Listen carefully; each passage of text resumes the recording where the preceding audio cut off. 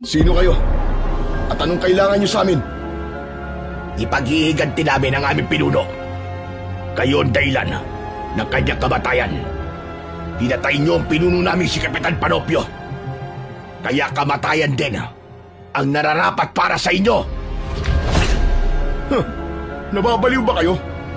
Para sa kaalaman nyo, aswang ang pumatay kay Kapitan Panopio na isa ding masamang aswang. Ang medalyon, Martin! Ilabas mo na! Salamat. Maraming salamat sa iyo. Ikaw pala ang magiging susi para makabalik ako sa dati kong anyo.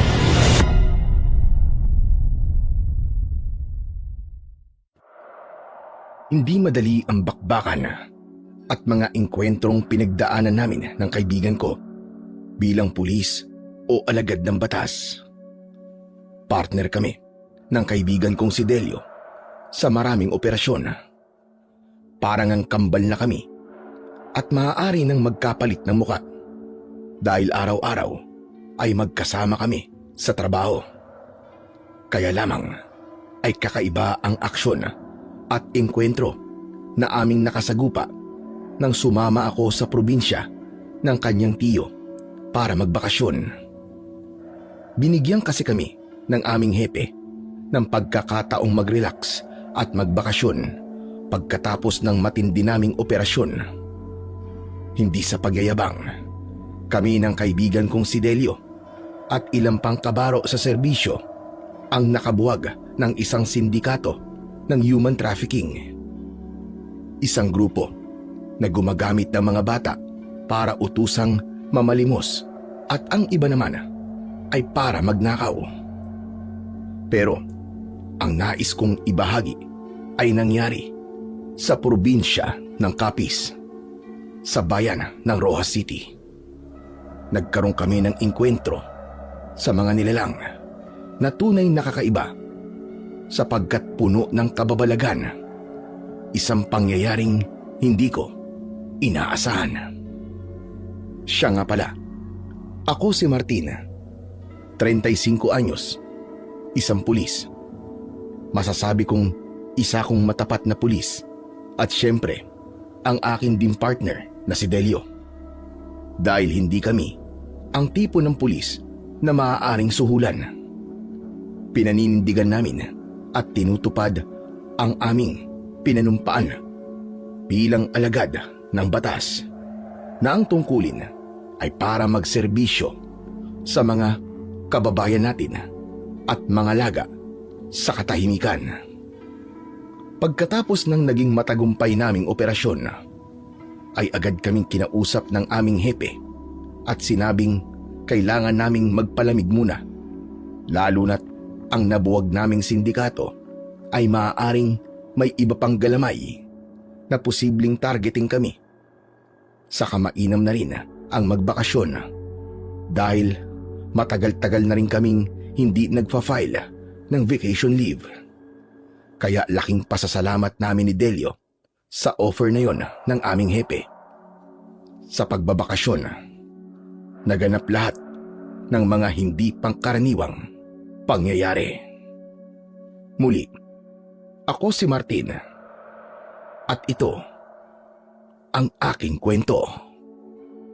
Delio, Rojas City na ba to? Oo, andito na tayo sa Rojas City Airport. May gitsang oras lang ang biyahe natin, no? Natural, eroplano sinakyan natin eh. Gusto ko sana sa barko tayo sasakay papunta dito eh.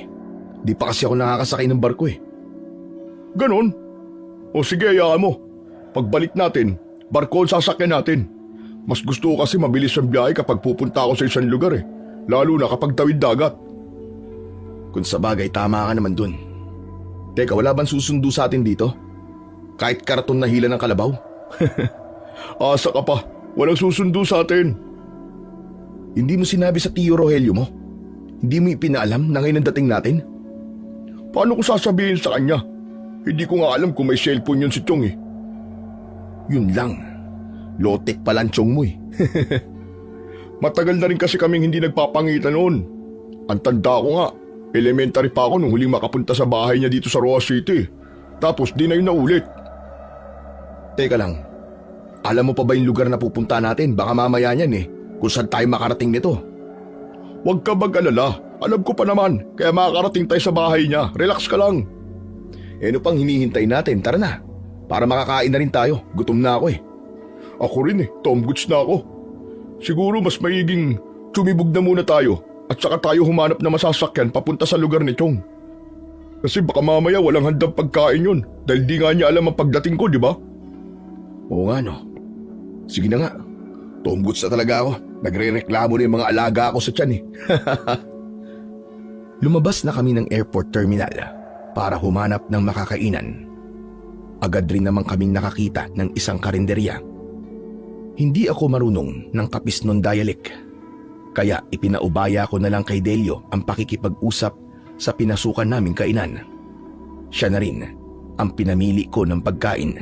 Naghintay na lang ako ng mga pagkaing o orderin niya. Sinigang na baboy at inihaw na isda ang ulam na kanyang inorder at maraming kanin dahil pareho kaming gutom na gutom. Pagkatapos naming makakain ay lumabas na kami at naglakad-lakad para magpababa ng aming kinain. May binili ding pasalubong si Delio para daw sa kanyang tiyo Rogelio. Upang matiyak ni Delio na hindi kami mapupunta sa ibang lugar, ay nagtanong-tanong na rin siya kung saan ang sakayan sa lugar na aming pupuntahan. Hindi ko naintindihan ang pakikipag-usap niya sa lalaking pinagtanungan niya. Pero syempre, alam kong nagkaintindihan sila. Doon tayo sa kabilang kalye. Doon daw ang terminal ng jeep papunta sa lugar ni Chong. Tama kaya ang sinabi ng lalaking kausap mo? Oo naman. Saka naalala ko pa naman kahit papaano Siniguro ko lang kaya ako nagtanong. Tumawid na kami ng kalsada ni Delio. Saka naglakad pa hanggang sa nakarating na kami sa terminal ng jeep. Doon kami sumakay. Pero bago pa kami sumakay ay nagbayad na ng pamasahe si Delio. Umabot din ng halos kalahating oras ang itinakbo ng jeep na sinakyan namin hanggang makarating sa baryo na aming pupuntahan. Buong akala ko ay sa lugar na binabaan namin ng jeep ang aming destinasyon. Pero muli ay pumara ng tricycle si Delio at sumakay kami. Medyo hindi nakagandahan ng daan na tinahak ng tricycle.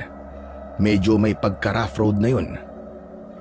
Probinsyang probinsya na dahil sa mga nagtataasang puno at makakapal na halaman sa gilid ng hindi konkretong kalsada. Tol, sa buwan ba nakatiran Chong mo? Umamin ka nga. Ano sa buwan? Pambihira. Tignan mo nga itong dinaraanan nitong sinasakyan natin tricycle. Ang daming lubak. May mga butas-butas. Di ba ganito raw sa buwan? Bakit nakarating ka na ba ron? Hindi pa naman. Ngayon pa lang. Ay nako, puro ka talaga kalokohan Martin Pero konting tiis na lang, malapit na tayo. Aray ko, aray. Nauntog ako dahil sa baba ng bubong ng tricycle. Mga ilang bukol pa kaya mapapala ko bago tayo bumaba nitong tricycle. Malamang mga 10 bukol pa. Ewan ko sa'yo, ang gulo mo. Masyado kang reklamador. Hindi naman, nagtataka lang ako kasi ganito ang daan Hindi na bago yan, Chong. Malamang nakurakot na ng mga politiko ang pondo kaya hanggang ngayon hindi pa rin maayos ang kalsada. Huminto na ang sinasakyan naming tricycle. Yun na ang destinasyon namin. Unang bumaba si Delio. Tahimik ang lugar na yon. Ang mga bahay ay magkakalayo. Yung tipong tatamarin kang mangapit bahay dahil lalakad ka ng ilang metro bago mo mapunta na ang kapitbahay. Nagbayad na si Delio sa tricycle at umalis na ito. Chong, ito na ba talaga yon? Sure ka na ba? Oo naman, sure na ako Martin. Kaya tara na. Sa bandarong pa ang bahay ni Tio Rogelio. Binagtas namin ng kaibigan ko ang isang masukal na lugar. Hanggang sa makarating kami sa isang lumang kubo na tila hindi na natitirhan.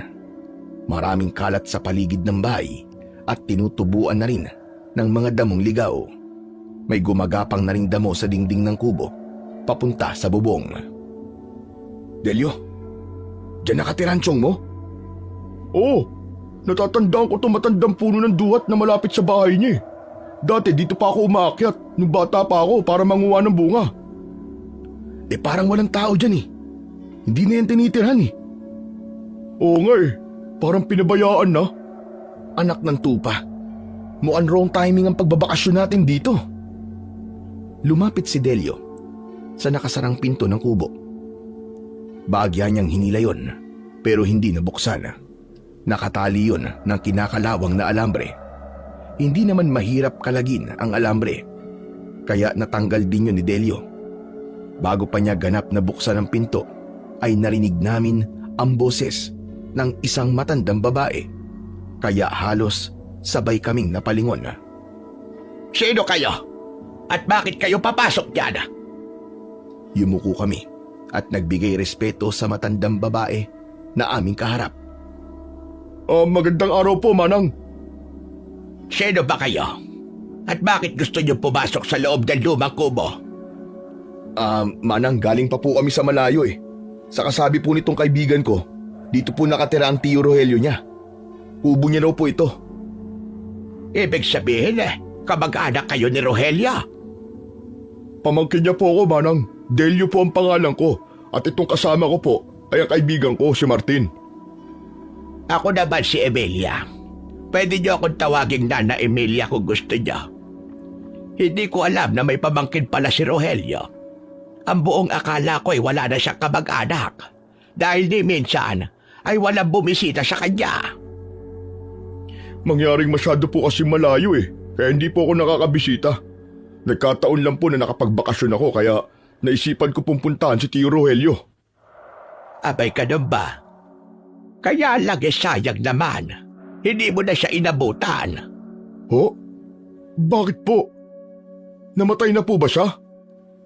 Yun ang kumalat na bali-balita dito. Napatay na daw siya. Dahil marami pang nais itanong ang kaibigan ko kay Nana Emilia, kaya binuksan na namin ang kubo upang pumasok doon. Medyo marumi at puno ng alikabok ang bahay. Naroon ang mga gamit na matagal nang hindi nagagalaw. Nagpatuloy sa pagtatanong si Delio kay Nana Emilia tungkol sa kanyang tiyuhin. Pero paano po namatay si Tio Rogelio? Ang totoo, wala namang nakakaalam kung paano siya pinatay o kung sinong pumatay sa kanya. Pinatay? Bakit po pinatay? Paano po nangyari yun? Ang alam ko, at minsan nabanggit sa akin ni Rogelio, ay meron siyang madalas puntahan sa gubat. At sabi niya ay isang grupo ang sinalihan niya. Mga taong labas po ba? Mga bigilante? Mga kalaban ng gobyerno? Anong grupo po? May nakapagsabi sa akin, nakakaiba ang grupong sinalihan ng tiyuhin mo. Isang uri daw ng kulto. Ano? Kulto? Oo. Minsan nga nakita ko na nakadamit siya ng puti. At nang tanungin ko, ay pupunta daw siya sa gubat dahil meron silang gagawing pagtitipon doon sa lugar na tinatawag nilang lupain ng misteryo. Pero kung pinatay po si Tio Rogelio, sino pong posibleng pumatay sa kanya? Hindi malinaw ang tungkol sa bagay na yan, Delio. Dahil lang matagpuan ang katawan niya, ay maraming sugat at halos hindi makilala. Maliban sa suot na damit at singsing na nasa kanyang daliri, wala rin kasing tumingin ng kanyang bangkay dahil wala kamag-anak. Kawawa naman pala ang tiyong ko. Kaya pala pinag-adya ng tadhana na makarating tayo dito para magbakasyon, tol. Dahil may mga kailangan kang malaman tungkol sa tiyo mo. Tama ka, Martin. Mainam na rin na nalaman ko ang nangyari sa kanya. Nakakalungkot nga lang na yung inaasahan ko na masaya namin pagkikita ay hindi pala mangyayari dahil wala na siya. Kaya nga ako na lang ang nagmalasakit dyan sa bahay niya. Pinakandado ko na lamang. Hindi ko na rin pinakialaman ang mga gamit na nasa loob. Naisip ko kasi na baka sakaling may dumating na nakakakilala sa kanya o isang kaibigan at siya na ang bahala sa mga gamit niyang naiwan. Maraming salamat po sa ginawa niyo, Nana Emilia. Walang ano ba yun, Delio. Saka kahit paano ay may pinagsamahan kami ng tiyuhin mo bilang magkaibigan at magkapitbahay. Kaya ikaw na ang bahala sa mga naiwan niyang gamit. Maaari niyong tirhan itong bahay niya. Medyo marumi nga lang. Kami na po ang bahalang maglinis, Nana Emilia. Siya nga po pala. Nasabi niyo kanina, nakapitbahay po kayo ng tiyo ni Delio. Saan po ang bahay niyo dito? Diyan lang, matatanaw niyo. Malapit sa taniman ng mga punong bayabas. Kaya kung sakaling may kailangan kayo, maaari niyo akong puntahan doon. Magpapaalam na sana si Nana Emilia nang makarinig kami ng boses ng isang babae. Tinawag niya si Nana Emilia. Agad namang sumagot ang matandang babaeng kaharap namin. Vanessa, apo. Andito ako sa loob ng bahay ni Rogelio. Halika dito. Maya-maya lang ay sumilip ang isang magandang babae. Tuloy-tuloy na pumasok nang makita si Nana Emilia. Lola Emilia, ano pong ginagawa niyo rito? At sino po ang mga lalaking yan? Huwag ka mag-alala. Hindi kami lalaki ng lola mo. Saka mababait kami. Loko ka talaga, Martin. Kung ano nung sinasabi mo. Pinangingiti ko lang itong si Miss Maganda. Baka kasi matakot sa atin eh. Ipinakilala kami ni Nana Emilia kay Vanessa na kanyang apo. Kamag-anak pala kay ni Tata Rogelio. Sayang naman, hindi niya na siya inabutan. Alam niyo, napakabait niya nung nabubuhay pa siya. Madalas nga siya ang kabiruan ko. Saka, madami din kasi siyang kwento. Pero kahit minsan, hindi niya nabanggit sa akin na may kamag-anak siya. Ganun kasi si Tio Rogelio eh. Malihim talaga siya. Kaya nakakalungkot nga na hindi na kami pala magkikita. Saka na lang siguro tayo magkwentuhan, Delio, Martin. Kailangan na naming umuwi ni Lola Emilia. Oo nga. May mga kailangan pa kaming asikasuhin ni Vanessa. Gumagawa kasi kami ng mga gamot na inilalagay namin sa bote para ibenta. Kaya kung may nararamdaman kayo sa katawan, baka makatulong ang mga tinitinda naming halamang gamot. Oo naman, Vanessa. Itong si Delio, may mga lamig-lamig sa katawan niya yan eh. Naku, kailangan na kailangan niya yan para panghaplas. Meron kami nun at talagang mabisa yun. Ito naman si Martin. Madalas, sumasakit ang tuhod niyan dahil sa rayuma niya. Tamang-tama. May gamot din kami na pwedeng panghilot sa mga namamagang rayuma. Umalis na ang maglola at naiwan na kami ni Delio. Marumi ang loob ng bahay at kailangan naming linisin yon para may matulugan kami pagsapit ng gabi. Ikaw naman, Martin, oo. Ba't sinabi mong may lamig-lamig ako sa katawan? Nakakahiya tuloy kay Vanessa. Tol, it's a tie naman eh. Sinabi mo nga rin na may rayuma ako, di ba? Nasabi ko lang yun para maging komportable sa atin si Vanessa. Ano ka ba? Pero tol, aminin mo. Maganda si Vanessa, di ba? Oh, huwag mo sabihin kursunada mo siya. Wala akong sinasabing ganun. Pero, alam mo ang usapan natin pagdating sa babae. Oo naman, hindi tayo mag-aaway dahil lang sa isang babae. Pero, may the best man win. At walang samaan ng loob. Oo naman, tol. Di ko hahayaang masira ang pagiging magpartner natin dahil lang sa isang babaeng probinsyana. Nag-peace bump pa kami ni Delio bilang pagpapahayag na maayos ang aming pagiging magkaibigan. Sinimulan na naming iligpit ang mga kalat para magamit na rin namin ang ibang kasangkapan na naroon. Kumpleto pa ang mga gamit panluto, maging ang iba pang gamit sa kusina. Kulang na lang ay ang aming lulutuin. Maya-maya, kapag nakapaglinis na kami, ay itatanong na lang namin kina Vanessa kung saan maaaring bumili ng lulutuin at saan pwedeng kumuha ng tubig. Sinamahan kami ni Vanessa sa pinakamalapit na tindahan. Ayon kay Vanessa, ay malapit na tindahan lang yun, pero nang puntahan namin, ay inabot kami ng 15 minutos sa paglalakad bago narating ang pinakamalapit na tindahan. Maging ang lugar kung saan maaaring kumuha ng tubig na sinabing malapit lang ay kailangan ng 20 minutos bago pa marating. ganun pala sa probinsya. Ang malapit ay hindi talaga malapit. Kaya napapailing na lamang ako. Ikaw talaga Tolo, ang dami mo reklamo kanina. Nakakaya tuloy kay Vanessa.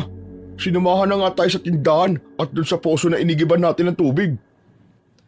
Kasi naman malapit na raw yun. Tapos, napakalayo pala. Ganun talaga. Kasi nga yun ang pinakamalapit eh.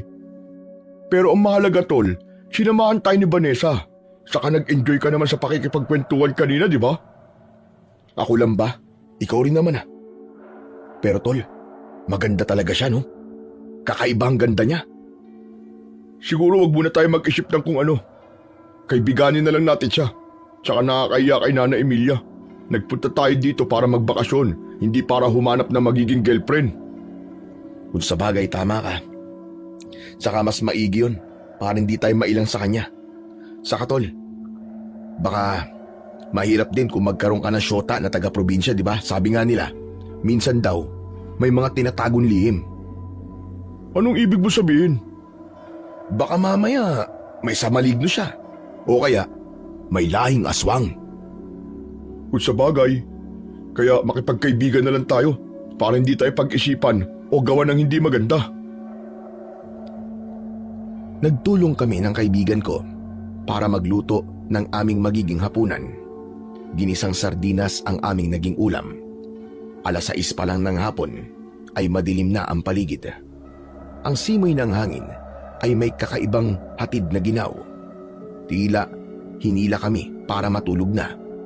Kaya pagkatapos naming kumain at iligpit ang mga pinagkainan, ay pinagpagan na namin ang lumang banig na dating ginagamit ng tiyo Rogelio ko. Unang gabi namin sa lugar na yon. Ganap ng 8 ng gabi, pero pakiwari ko'y 12:00 na dahil sa katahimikan. Tanging mga huni ng insektong kuliglig ang maririnig. Sunod-sunod ang hikab ko at ganun din si Delio. Talagang hinihila na kami para matulog. Kaya pumwesto na kami sa nakalatag na banig. Wala kaming magamit na unan, kaya kumuha na lang kami ng aming dalang damit. Tinupi-tupi namin yon upang siyang magsilbing unan. Hindi namin namalayan ang oras. Madali kaming nakatulog dahil na rin sa pagod sa biyahe at sa paglilinis ng kubo. Naalimpungatan ako at dahil na rin nakaramdam ako ng tawag ng kalikasan, kaya ako'y nagising. Napatingin ako sa orasan na nasa aking braso. Ganap ng 12:00 ng gabi. Dahil wala namang banyo sa loob ng kubo, kaya kailangan kong lumabas para umihi.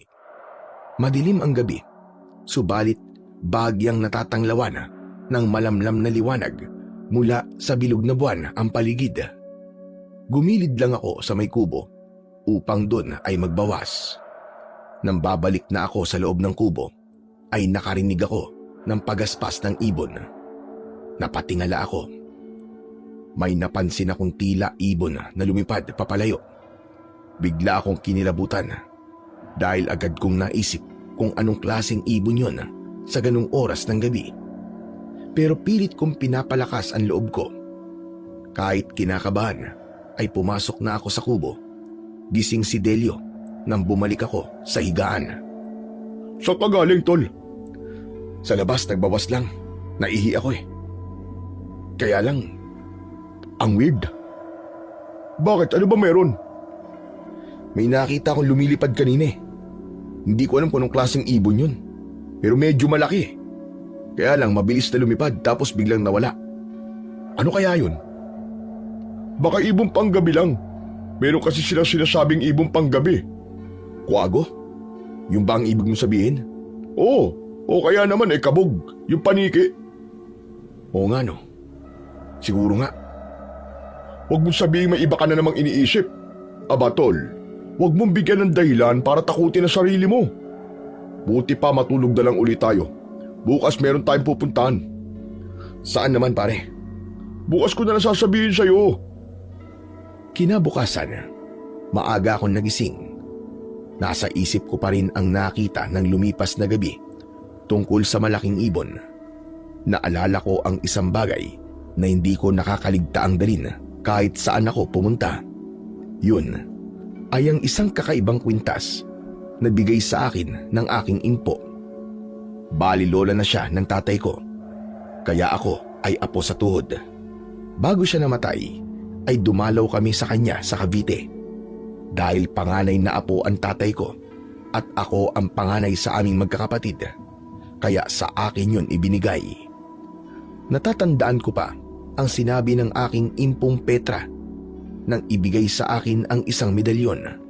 Ayon sa kanya, ay hindi yung basta medalyon, kundi nakabaon sa medalyon ang isang uri ng mutya na nakuha pa ng lolo ko sa isang puno ng saging. Pinaniniwala ang mutya ito ng palakang saging, kaya magagamit ko ang naturang mutya para iligtas ako sa panganib. Mula nang naging pulis ako, ay lagi kong dala sa mga operasyon ang medalyon. Sa awa ng Diyos ay walang masamang nangyayari sa akin. Kung nasusugatan man ako o natatamaan ng bala, ay hindi naman ako napupuruhan, kundi madalas ay daplis lamang sa katawan ko. Kaya pinaniniwalaan kong yun ang dahilan. Inililigtas ako ng medalyon na ipinamana sa akin ng impo ko na isang antingero. Kinuha ko yun sa loob ng dala kong bag. Pinili kong isuot na lang yun sa leeg dahil nga sa kakaibang pangyayari nung nakaraang gabi. Ipinasok ko ang palawit na medalyon sa loob ng suot kong t-shirt para hindi maging pansinin. Dahil umaga na nun at natutulog pa si Delio, kaya ako na ang nag-init ng tubig at nagprito na rin ng itlog para sa aming almusal. May tinapay naman kaming nabili nang magpunta kami sa tindahan. Sapat na yon para sa aming agahan. Nang makapagluto ako, ay ginising ko na ang kaibigan ko para sabay kaming kumain. Aga mo palang nagising at nakapagluto ka na kagad. Sabi mo kasi may pupuntahan tayo, di ba? Oo nga pala. Mamaya pagkatapos natin kumain, pupunta tayo kay Vanessa. Aga mo naman manliligaw. Uy, hindi ako manliligaw ah. Saka di ba may usapan na tayo? Para walang maging problema, bawal manligaw. Magiging kaibigan lang natin si Vanessa. Eh ba't tayo pupunta sa kanila? Kakausapin natin si Nana Emilia. Para saan? Magpapasama tayo dun sa lugar kung saan nagpupunta dati si Tio Rogelio. Eh bakit pa, Chong? Basta. Tsaka ibang kutob ko eh. Hindi talaga ako mapapalagay hanggat wala akong nalalaman tungkol sa tunay na nangyari sa kanya. Huwag mong sabihin mag-iimbestiga tayo. Parang gano'n na nga. Saka may gitsang taon pa lang naman. Mula nang di siya umuwi. Oh, di ba sabi ni Nana Emilia patay na ang tiyong mo? Oo nga, pero gusto ko pa rin matiyak. Siguro naman ay may nakakaalam ng iba pang nangyari sa kanya, di ba? Kaya gusto kong makarating sa lugar na sinasabi niyang lugar ng kulto. Napailing na lamang ako sa sinabi ng kaibigan kong si Delio dahil naisip ko na mukhang hindi magiging madali at napakakomplikado ng kanyang naiisipang gawin. Kaya lamang wala akong magagawa kung anuman ang kanyang pinaplano. Kaya nang matapos kaming mag-almusal, ay nagpalit lang siya ng damit at umalis na kami para magpunta sa bahay ni Nana Emilia. Halos 15 minutos din ang paglalakad namin hanggang sa makarating kami sa bahay nila. Nakita namin na nasa labas ng bahay at nagsisiga ng mga tuyong dahon doon si Vanessa. Malaki ang pagkakangiti ng dalaga nang makita kami. Naisip ko tuloy na para kanino ba ang kanyang matamis na ngiti? Para sa akin ba yun o para kay Delio? Ayoko nang alamin pa, basta para sa aming dalawa yon. Oh, ang aga niyo naman napasyal dito. Oo, Vanessa. May kailangan kasi tong si Buddy ko sa lola mo eh. Nasaan ang Lola Emilia mo, Vanessa? Nasa loob may ginagawa. Sandali, tatawagin ko lang para malaman niya rin na nandito kayong dalawa. Subalit bago pa pumasok ng kanilang bahay si Vanessa, ay nasalubong na nito sa may pintuan ang kanyang lola Emilia. Narinig ko kasi may ibang tao kaya lumabas na ako. At tama nga hinala ko. Kayo ang dalawa. Magandang araw po sa inyo, Nana Emilia. Ano ba sadya niyo sa akin? Importante po eh. Kaya nga maaga po kaming dumayo sa inyo dito. Niyaya kami ni Nana Emilia na maupo sa upuang kahoy na nasa harapan ng kanilang bahay. Doon ay sinabi ni Delio sa matandang babae ang kanyang pakay. Yun nga ay may kinalaman sa sinapit ng kanyang tiyo Rogelio. Sigurado ka ba sa pinaplano mo, Delio? Hindi yung madali. Sigurado po ako. Para kasing may bumubulong sa akin, Nana Emilia. Tol, di kaya nasisiraan ka lang ng ulo? Sabi mo may bumubulong sa'yo, di ba? Sabi kasi, kapag may naririnig ka ng boses na bumubulong, aba, baka papuntang pagkabaliw na yun. Grabe ka naman, Martin. Ganun ba yon? Nagbibiro lang ako ng mga sandaling yon at nakita ko na bumenta ang biro ko kay Vanessa dahil tumawa siya. Vanessa, huwag ka nagpapaniwala dito sa lokon to ah. Wala lang magawa yan, kaya kung ano-ano sinasabi. Saka matinong-matino ako, no? Seryoso ako sa sinabi ko kay Nana Emilia. Baka kasi isipin niya na kalokohan lang yung sinabi ko eh. Ramdam kong seryoso ka, Delio. Pero gaya nga na sinabi ko, hindi yun magiging madali. Kaya ko po magtiyaga. Saka alam kong suportado naman ako nitong buddy kong si Martin eh. Di ba, Martin? Teka tol, baka madamay naman ako dyan. Ikaw lang itong nakaisip niyan eh. Ah, ganun. Ayaw mo akong tulungan sa pag-iimbestiga. O sige, magkanya-kanya na tayo simula ngayon ha. Pwede ka nang umuwi bukas na bukas din. Bumalik ka na lang na Maynila. Tol, seryoso ka? Joke lang naman yun eh. Ikaw talaga di ka na mabiro. Alam nyo, nakakatawa kayong dalawa. Para kayong mga bata na mahilig mag-asaran. Ah, ganun talaga kami ng body ko eh. Sige na nga tol. Para naman di ka na magtampo at di mo na ako paalisin. Sama na ako ng 10 dyan sa plano mo. Payag na ako. Yan, ganyan. Gusto mo pa akong ipahiya eh. Papayag ka rin pala.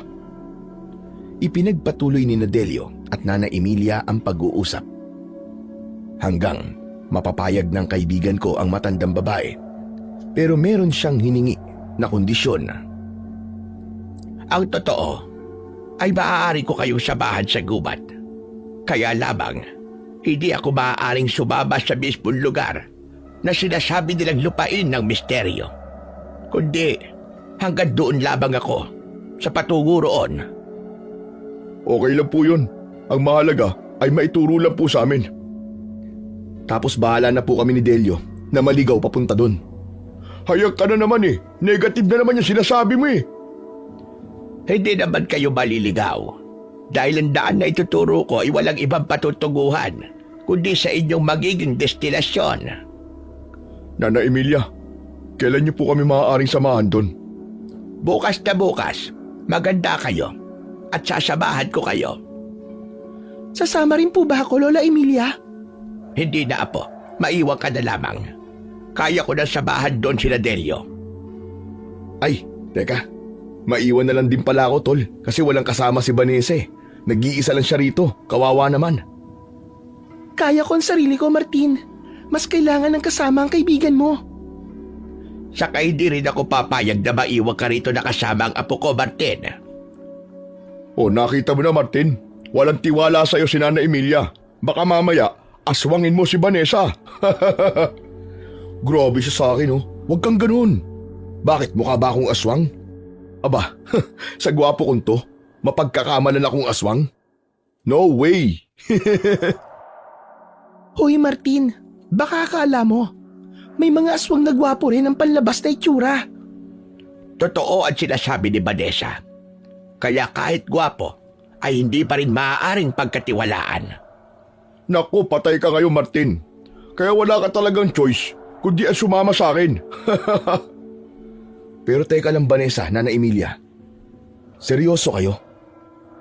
Meron bang mga aswang dito sa baryo nyo? Oo, merong aswang dito. Sa ngayon di namin alam kung bakit wala nang naliligaw. Pero alam kong bigla na lamang sila manggugulat. biglang susulpot at magpapakita. Kaya nga, kung di niyo lang sinabi, nakakilala niyo si Tata Rogelio at si Delio ay pamangkin pala, iisipin namin ng mga aswang kayo na nagmamanman dito sa baryo at may pinaplanong masama. Pero Vanessa, hindi kami mga aswang ha. Lilinawin ko lang yun. Saka ang totoo, mga pulis kami. Ano? Mga pulis kayo? Opo, Nana Emilia.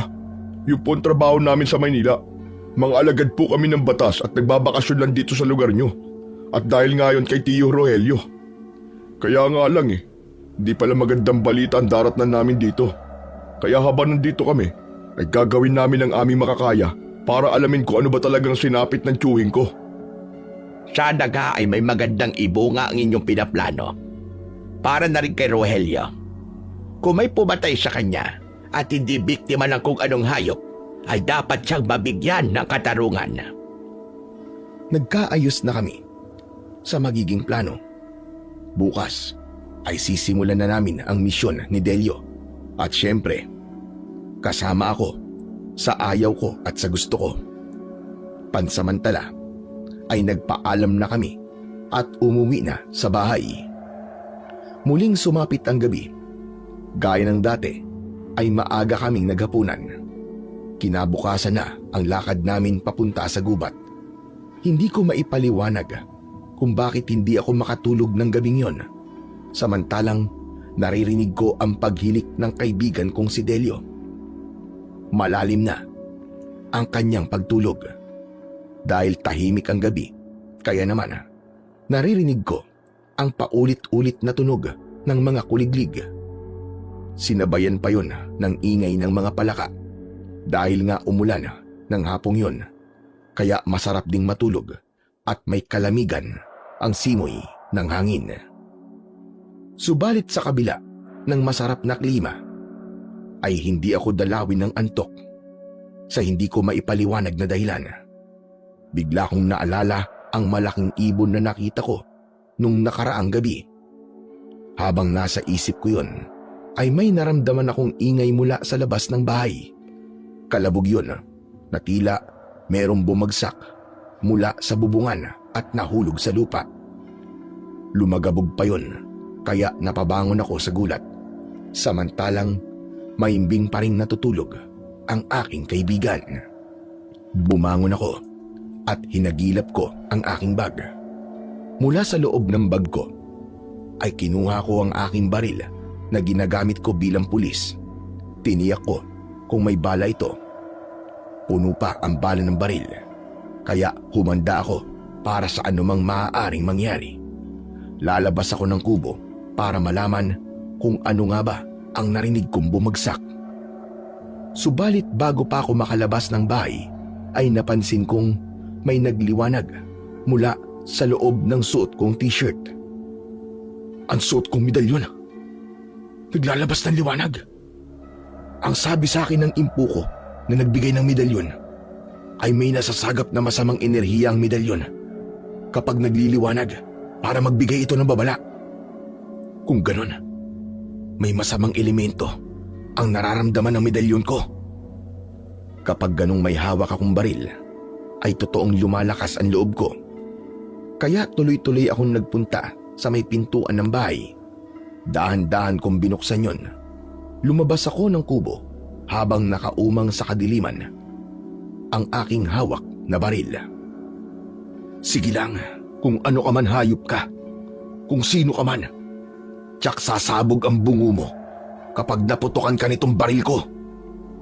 Iginala-gala ko ang paningin ko sa paligid ng kubo na noon ay may kadiliman. Naging madamot sa liwanag ang buwan dahil natatakpan yon ng makapal na ulap. Pero pilit kong inaninaw ang paligid habang ang suot kong kwintas ay patuloy sa paglalabas ng mahinang liwanag na nagpapahiwatig na ang panganib ay nasa paligid lamang. Kung ano ka man, kung sino ka man, lumabas ka at huwag ka magtago! Bigla akong nakarinig ng mga kaluskos na sinundan ng mga yabag mula sa gawing likuran ko. Lumundag ako at lumikong paharap upang makita ko ang nasa aking likuran.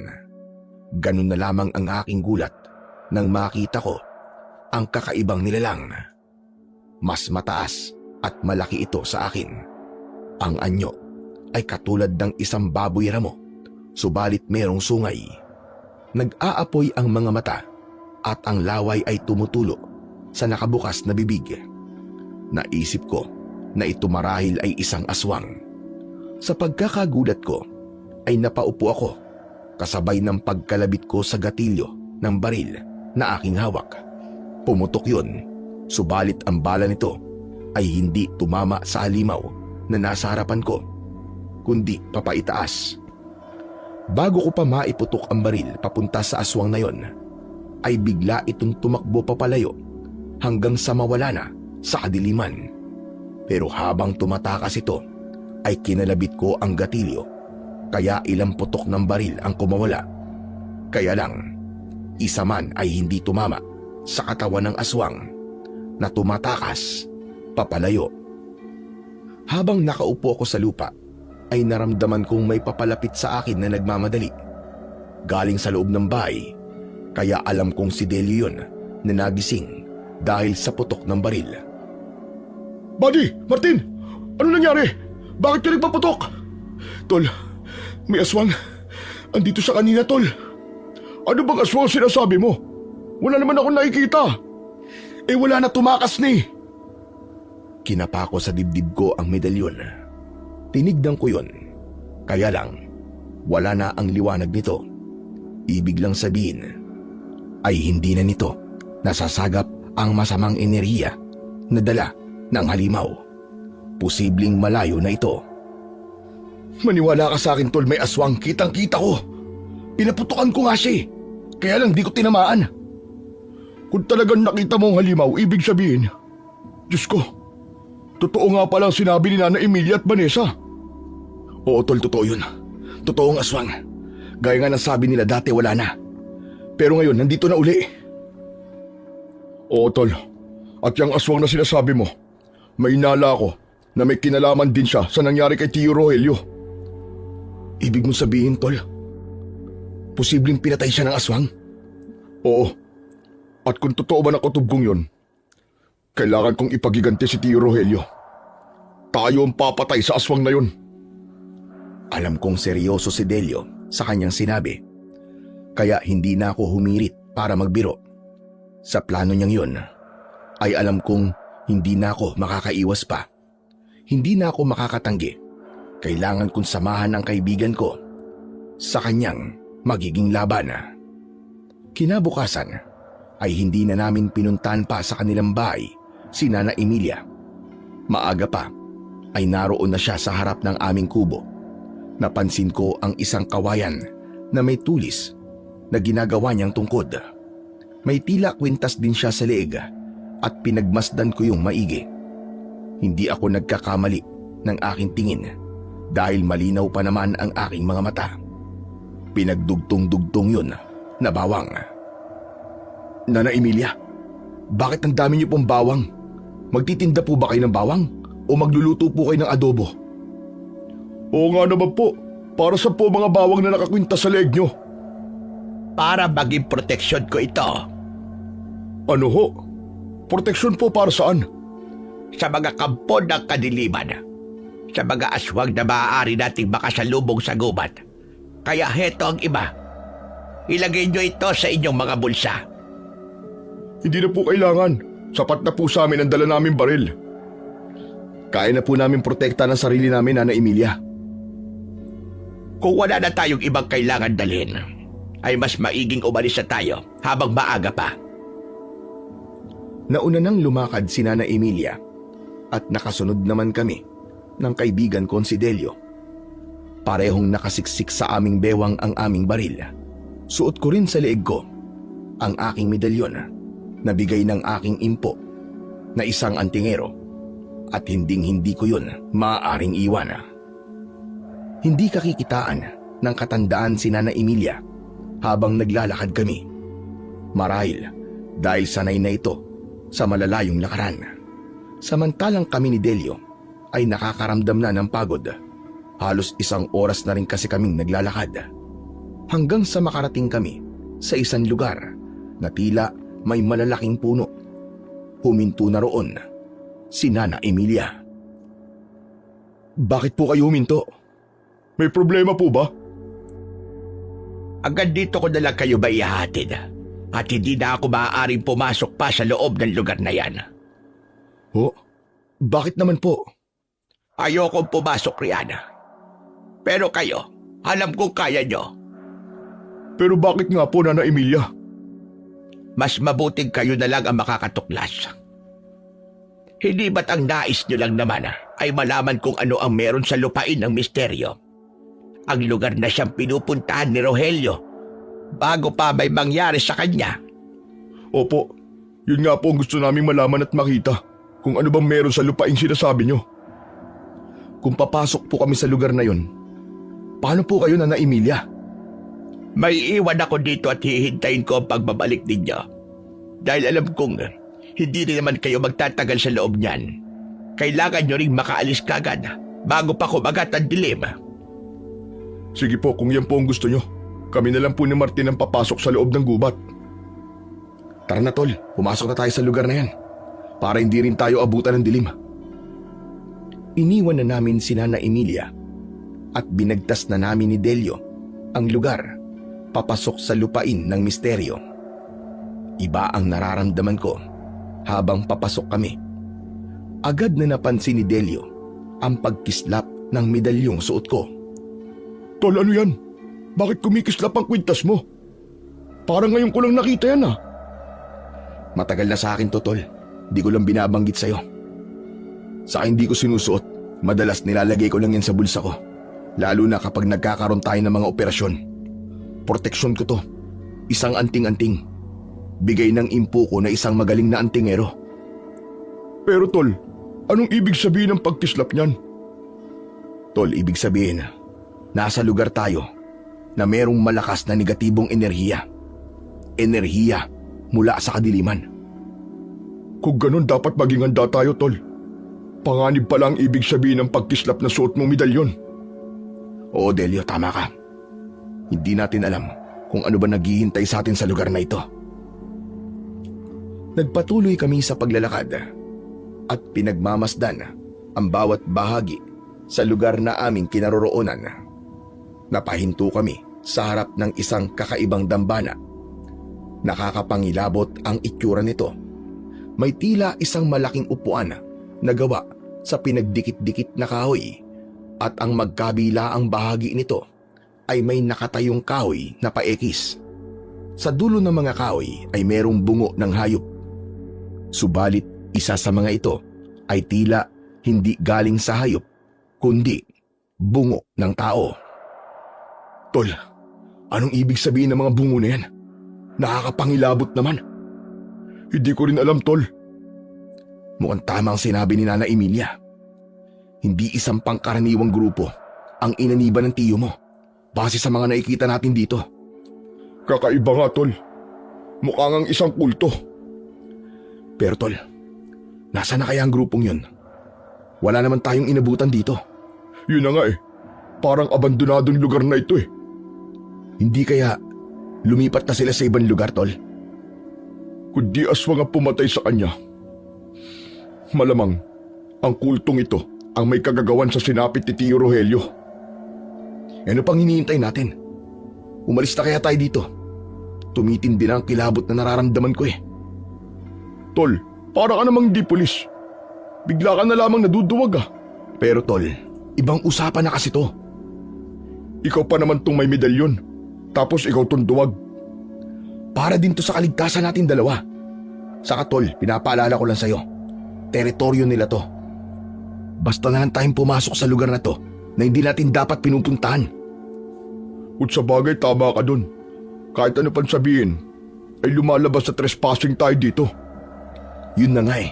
Baka mamaya hindi epektibo sa ganitong lugar tong medalyon ko. Kaya nga walang tigil sa pagkislap eh. Ipinapahiwatig ang panganib na naghihintay sa atin sa lugar na to. Lalabas na tayo? Tara tol, umalis na tayo dito. Nagdesisyon kaming umalis at humakbang papalabas ng lugar na yon dahil nakakaramdam na kami ng kakaiba. Tila ba may mga matang kanina pa nakatingin sa amin. Nabanggit ko yung kay Delio at ganun din pala ang kanyang pakiramdam. Oo nga eh. Pakiramdam ko may mga nakamasid sa atin, tol. Kaya tara na, umalis na tayo. Habang papaalis na kami at nakakailang hakbang na rin nang makarinig kami ng malakas na ungol. Kaya dahil sa pagkagulat ay otomatikong nagtalikuran kaming magkaibigan at agad na kinuha sa bewang ang aming dalang armas.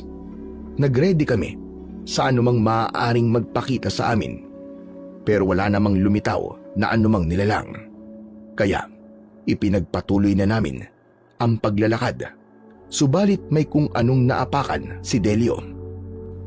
Anak ng weteng! Bakit, Delio? Anong problema? Martin, may naapakan ako eh. Parang patay na tao. Ha? Putya! Oo nga, tol! Patay na tao nga! Bago pa kami nakakilos, ay lumitaw mula sa isang masukal na lugar ang isang asong gubat. Umaatungal at nanlilisik ang mga mata. Tumutulo din ang kanyang laway. Tol, mapapalaban tayo. Basta umanda ka! Biglang umatake ang asong gubat. Mataas ang kanyang pagkakatalon. Halos sabay kaming yumuko ni Delio, kaya lumagpas ang mabangis na hayop at hindi kami nahagip. Kaya lamang bigla itong bumalik at muling umatake sa amin. Halos sabay naming itinutok ang hawak naming baril at pinaputukan ang papasugod na asong gubat. Ilang putok din ang umalingaw-ngaw. Lahat ng yun ay tumama sa katawan ng asong gubat na tumimbuwang at hindi na nakabangon. Pasensya ka na, asong gubat. Kailangan lang namin iligtas ang buhay namin. Masyado mo kasi kaming ginugulat eh. Maya-maya pa ay hindi na humihinga ang hayop. Malamang, tol, siya ang pumatay sa taong naapakan mo. Tama ka.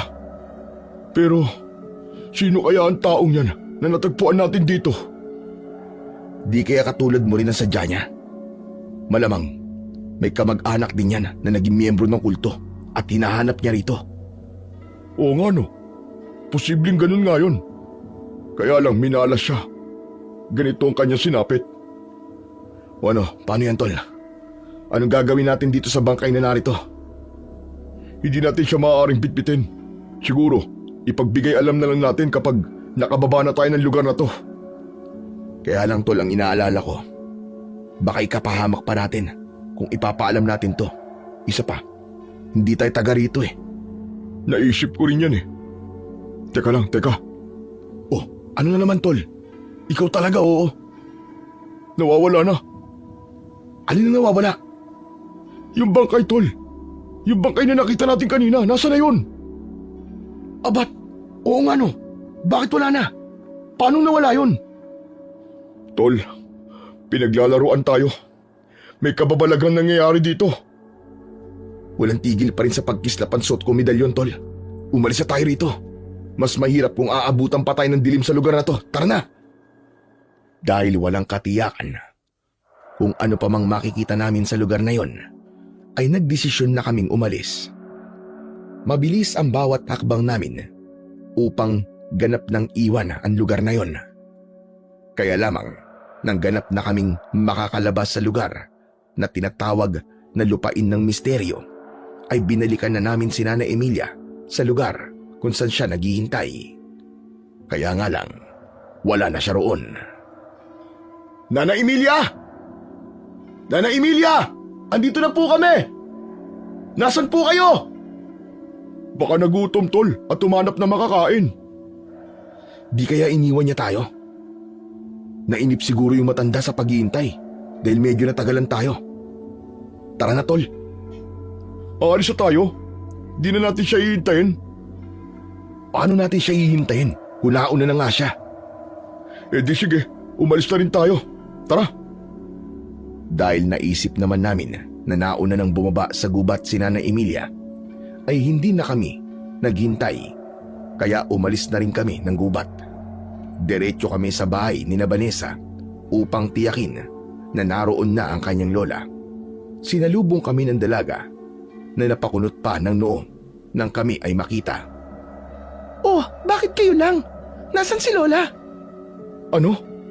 Wala pa ba dito? Ang buong akala namin iniwan na kami at nauna na siya. Pero hindi pa siya umuwi rito. Nagkatinginan kami ni Delio. Mali pala ang kutob namin. Hindi nauna si Nana Emilia. Kaya lamang, bakit wala siya sa lugar na dapat ay babalikan namin siya? Diyos ko, nasa na kaya ang lola ko? Bakit wala pa siya? Ayaw namin mag-alala si Vanessa. Kaya pinagaan na lang muna namin ang kanyang loob. Kahit pa isang kasinungalingan yun. Baka may pinuntahan lang, Vanessa. Sabi niya kasi sa amin, may gusto siyang puntahan Oo nga, malamang nagpunta siya sa isang kakilala. Mamaya lang darating na rin yun. Tiyak namang uuwi din yun dahil hindi niya hahayaang mag-alala ka. Siguro nga.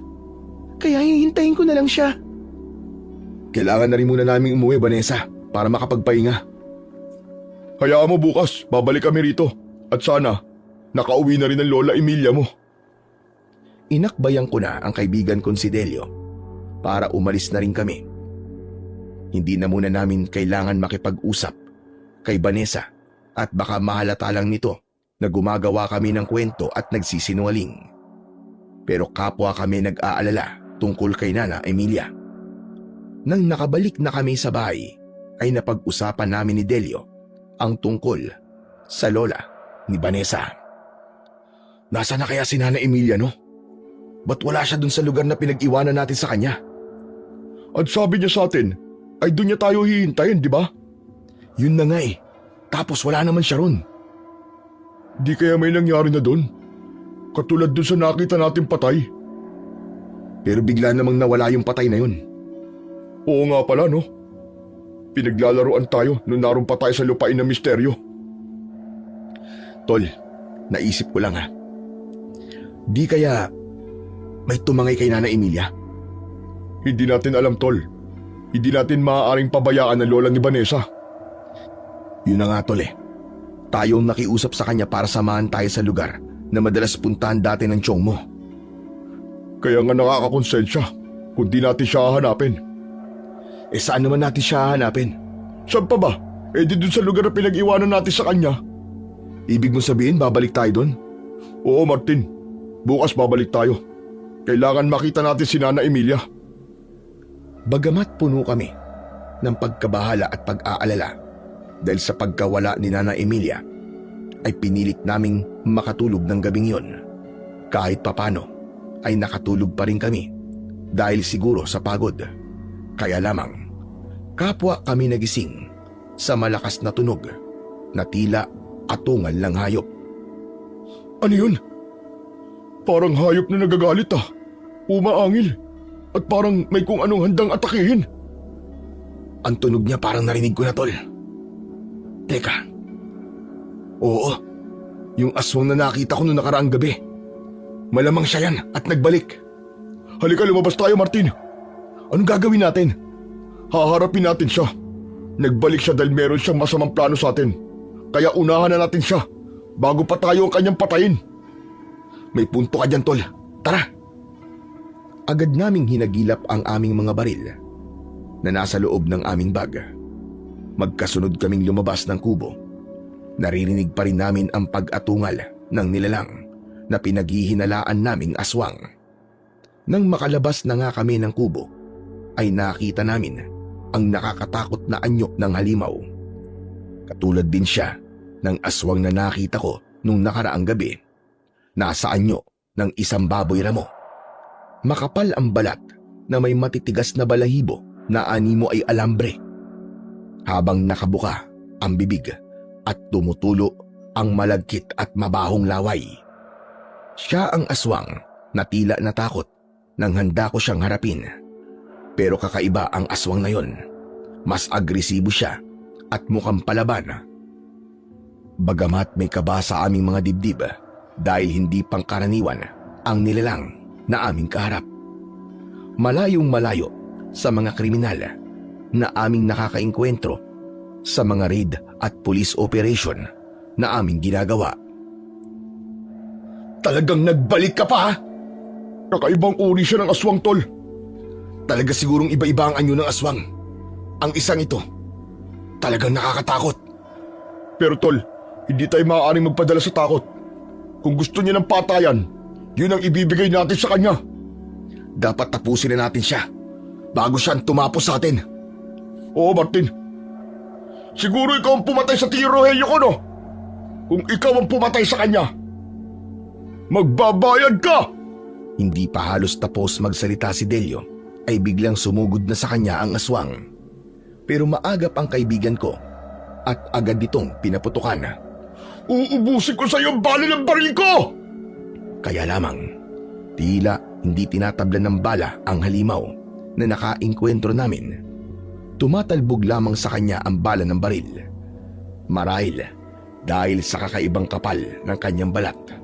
Ako naman, ang sunod-sunod na nagpaputok ng aking baril at ganun din na nangyari.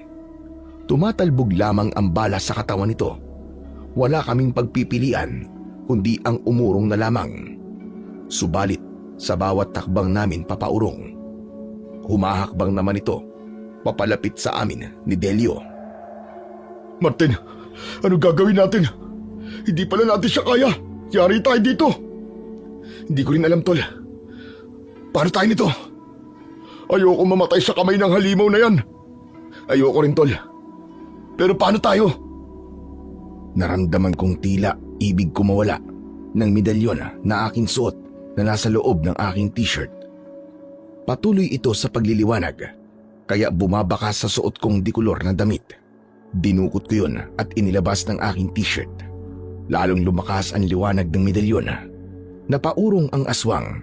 Hindi niya kaya ang liwanag na inilalabas ng suot kong kwintas. Tol, natakot siya sa liwanag ng suot mong medalyon. Subalit sa ginawang pag-urong ng aswang, ay may iba pang kakaibang uri ng aswang ang dumating. Hindi siya nasisilaw sa liwanag mula sa medalyong suot ko. Yare, tol. May backup pala ang aswang na to. Tama ka. May mga kasama pang ibang aswang. Mas maliliit ang mga apat na aswang na dumating. Kaya sinubukan kong paputukan ito at ganun din ang ginawa ni Delio. Bumulagta ang apat na aswang ng tamaan ng baril. Saka namin nalaman na baril pala ang maaaring pumatay dito. Tol, mas maihina ang aswang na backup niya. Pero hindi sila nasisilaw sa liwanag ng medalyon. Teka, nasaan na yung malaking aswang? Umalis na dahil natakot sa liwanag ng medalyon mo.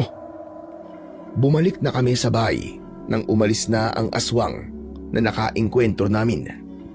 Nakakalungkot nga lang na hindi pa namin ito napatay.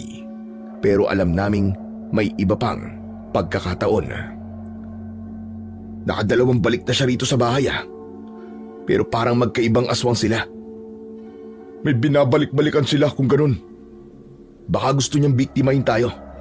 Trip tayong gawing pagkain. Ewan, kung yun nga ba talaga ang dahilan. Ibig mo ba sabihin, may ibang dahilan ng pagbabalik ng aswang dito? Pwedeng ganun, di ba? Hindi natin alam kung ano ba talaga ang pakay niya. Sa ngayon, hindi lang ang pagbabalik ng aswang ang problema natin, tol. Kundi problema din natin ngayon ay kung nasaan ang lola ni Vanessa. Kaya nga sabi ko sa'yo, babalik tayo sa gubat para hanapin doon si Nana Emilia.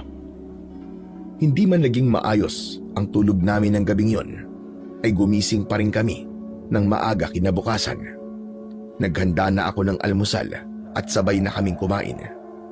Tapos na kaming mag-umagahan nang marinig namin ang pagtawag ni Vanessa. Ako na ang lumabas ng kubo para harapin ang dalaga. Nasa mukha ni Vanessa ang pag-aalala. Bago pa siya nagsalita, ay nahulaan ko na kagad ang sasabihin niya. Tungkol yun sa kanyang lola na hindi pa umuwi. Nagkunwari akong nagulat samantalang inaasahan ko na yun.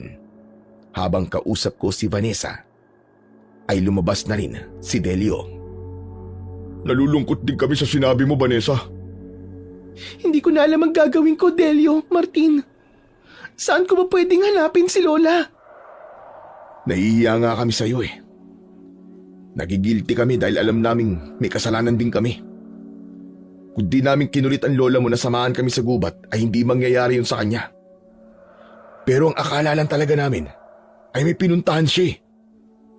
Kung may pinuntahan si Lola, tsak na umuwi yung kagabi. Yun nga rin ang iniisip namin eh.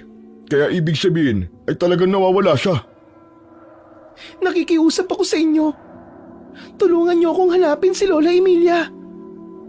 Huwag ka mag-alala, Vanessa. Kahit hindi mo yun sabihin sa amin ay talagang tutulungan ka namin. Maraming salamat sa inyo. Kailan natin siya hahanapin? Ngayon na rin, para hindi ka na mag-alala pa. Okay lang ba sa'yo, Vanessa? Oo naman. Hindi rin kasi ako mapalagay na hindi ko nakikita si Lola. Hindi rin ako nakatulog. Mula na magkaisip ako, ay si Lola na ang kasama ko. Siya na ang nagpalaki sa akin mula na maghiwalay ang aking mga magulang at iwan ako kay Lola Emilia. Kaya hindi ko maaaring pabayaan si Lola. Kahit buhay ko, handa kong ibigay para sa kanya.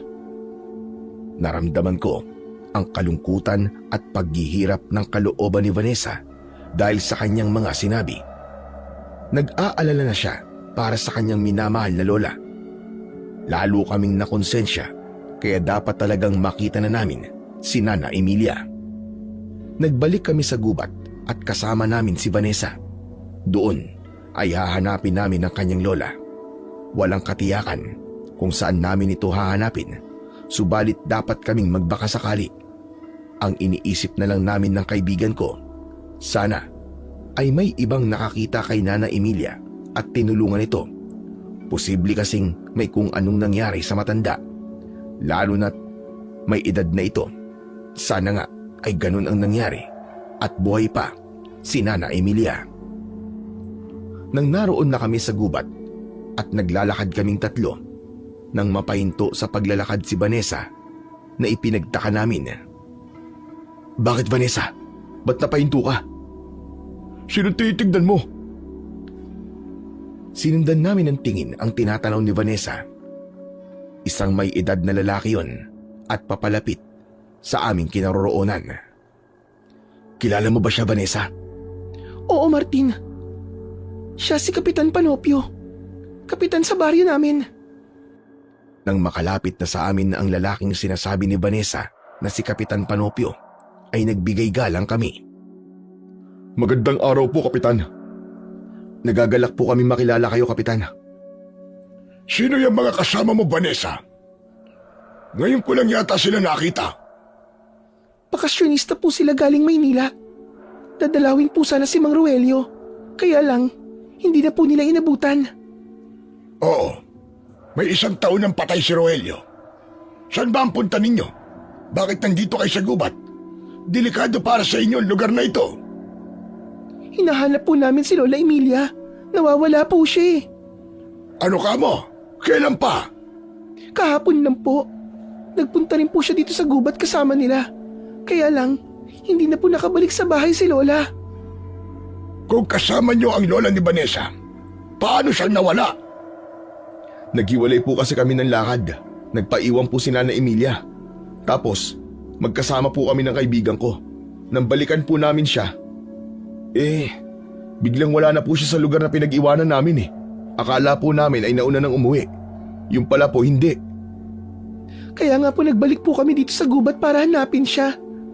Kapitan, baka po pwedeng tulungan niyo kami. Hindi ko po kakayanin kung tuluyang mawawala si Lola Emilia. Ang totoo po, Kapitan. Hindi lang po si Lola Emilia ang pakay namin, kundi nais din naming hanapin ang aswang. Ano ka mo? Aswang? Opo, Kapitan. Mangyari po kasi kagabi ay sumalakay na naman po ang aswang. Nakaengkwentro po namin. Pasalamat nga po kami at hindi kami napahamak. Hindi namin siya napatay dahil tumakas siya eh. Alam namin na marami pa siyang magiging biktima. Baka nga ang aswang na rin na yun ang pumatay kay Tio Rogelio ko. Kaya dapat din siya mamatay para magkaroon ng katarungan ng sinapit ng tiyo ko. Pero ang sabi, kulto daw ang pumatay sa kanya dahil sa ginawa niyang pagsapi sa grupong yun. Alam niyo po ba, kung nasaan na po ang mga kulto na yon. Gusto rin namin kausapin ng mga miyembro nila. Nabuwag na ang kulto na yon. Kaya nga ang lugar na kung saan dati silang nagtitipon ay napabayaan na. Kung ano man ang pakay nyo, mabuti pa siguro ay kalimutan nyo na lang. Pero gusto ko pong bigyan ng ustisya ang sinapit po ng tiyo Rogelio ko. Hindi po kami natatakot, Kapitan. Dahil trabaho po namin ang lutasin ng isang krimen. Dahil ang totoo po, mga pulis Maynila po kami na nagbakasyonan dito. Ang nais namin bago matapos ang aming bakasyon dito ay magkaroon ng linaw ang tungkol sa totoong sinapit ng tiyuhin ng kaibigan ko. Dahil alam naming yun din na magpapatahimik sa kanyang kaluluwa. Bahala kayo kung yan ang gusto nyo at hindi kayo makikinig sa akin. Basta, sinabi ko na sa inyo ang gusto kong sabihin at nagmamalasakit lang ako para din sa inyong kaligtasan. Kaya sana wag nang matigas ang ulo nyo at wag nyo nang pakialaman ng bagay na tapos na. Wari hindi nagustuhan ni Kapitan Panopio ang ibig naming mangyari. Tila nainis pa siya dahil mapilit kami sa aming planong gawin. Hindi na rin niya pinansin at kinalimutan ang paghingi ng tulong ni Vanessa. Ramdam namin na tila yamot na umalis ang kapitan. May pagkasuplado pala si Kapitan. Nag-walk out ah. Ano nangyari doon? Parang mainit ang ulo ah. Oo nga eh. Bigla na lang umalis. Hindi na nabanggit kung tutulungan niya ba tayo sa paghahanap kay Lola Emilia. Hayaan mo na siya. Kung ayaw niya, bahala siya. Kami na lang ang bahala sa paghanap. Hindi kami titigil. At tanda akong tumulong sa inyo. Nagpatuloy kami sa paglalakad sa gubat. Puno ng pag-asa na makikita namin sa lugar na yon si Nana Emilia. Inabot na kami ng hapon na nagpaikot-ikot sa gubat. Kaya lang, nang magpasya na kaming umuwi at babalikan na lang kinabukasan, ay hindi na namin maipaliwanag ang nangyayari. Bakit ganun, Delio? Wala ka ba napapansin? Napapansin ano, Martin? Ako man, kanina pa nagtataka at kinakabahan.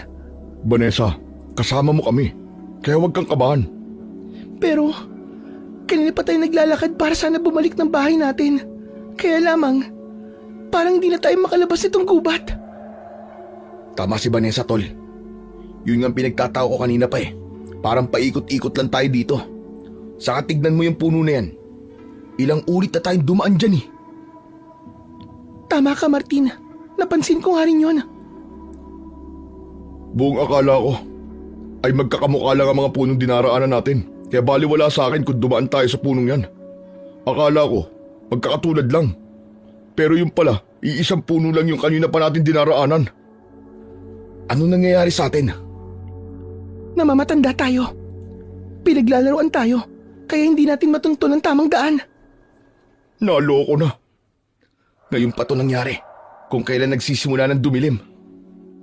May paraan para hindi na tayo maligaw at masumpungan natin ang tamang daan. Kailangan baligtarin natin ang mga suot natin. Narinig ko na yan, tol. Baka sakaling epektibo. Sige na, baligtarin na natin ang suot nating damit. Babaliktarin ko rin ang damit ko.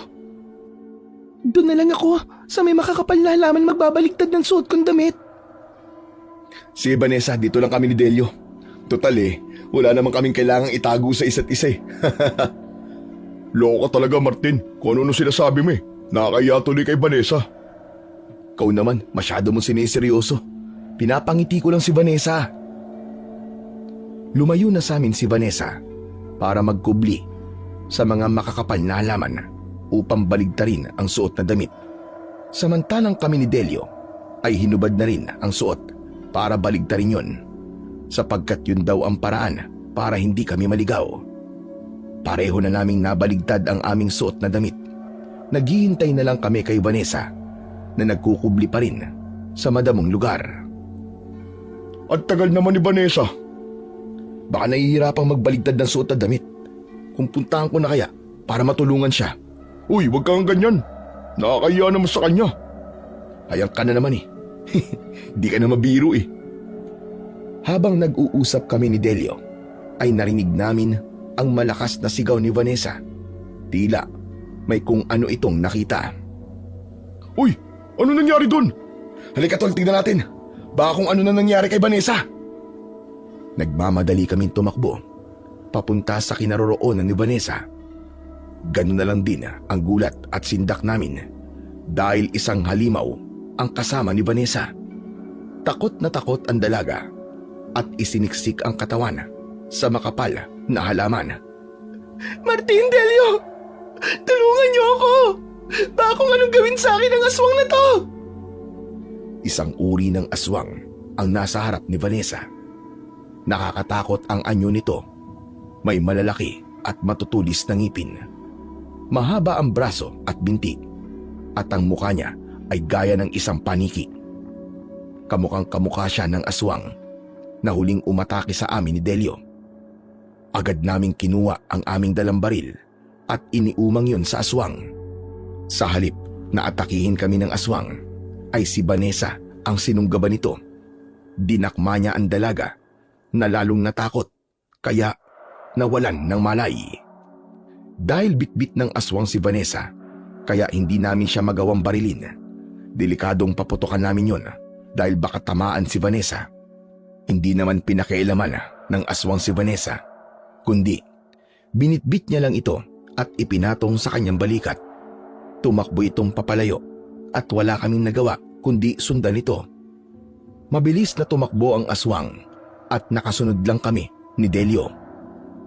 Saan kaya niya dadalhin si Vanessa? Sundan na lang natin, Martin. Mukhang malayo ang kanyang pupunta na. Basta, hindi siya dapat mawala sa paningin natin. Tuloy-tuloy ang ginawa naming pagsunod sa aswang.